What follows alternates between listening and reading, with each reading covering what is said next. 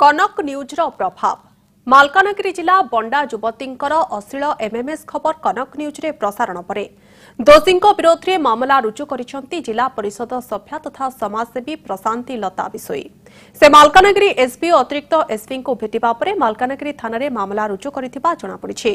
Malkangiri police तदंत आरंभ करिसेंती। Malkangiri human rights protection cell DSP एही मामलार तदंत भार नै मुदुलीपड़ा थाना पुलिस सहित जोगाजोग करी तदंत चलाइथिबा जणा पड़िछि।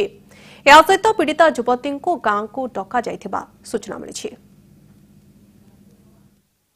16 वर्षर झील से